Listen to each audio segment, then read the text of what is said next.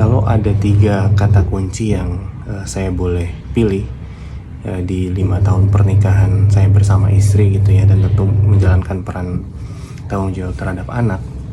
Yang pertama adalah komunikasi. Nah, ini menjadi krusial tentu ya, karena mau kita bahas scoop di luar keluarga maupun di dalam keluarga pun ternyata sangat penting ya komunikasi itu.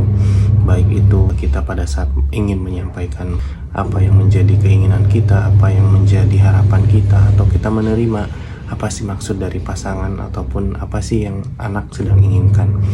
Kemudian yang kedua adalah ekspektasi. Nah, ini yang juga susah-susah gampang gitu ya untuk kita coba rangkum menjadi satu kalimat sederhana, karena di dalam ekspektasi ini tentu banyak hal yang bisa kita gali lagi gitu ya. Apa sih yang sebenarnya baik ekspektasi kita sebagai diri gitu ya, melihat pasangan kita, kemudian melihat perkembangan anak kita, ataupun melihat orang lain di saudara-saudara kita, ataupun ternyata di luar pun sama gitu ya.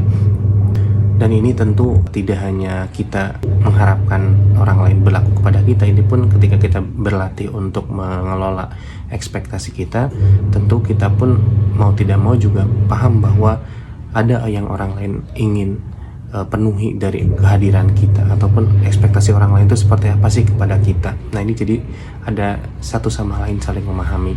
Dan yang berikutnya, yang terakhir, yang ketiga adalah literasi ataupun bekal ilmu. Nah, ini banyak hal yang juga saya dan istri coba bahas di awal, adalah baik itu terkait dengan menyamakan frame of life gitu ya, dari segi referensinya, dari segi bagaimana kita mengambil ilmu dari guru. Nah, ini spesifik, salah satunya adalah tentu terkait dengan agama, kemudian berkaitan dengan parenting itu sendiri yang banyak sekali referensinya di luaran. Kemudian belum lagi bicara tentang keilmuan-keilmuan yang akan menunjang peran kita sebagai suami maupun sebagai istri atau sebagai ayah.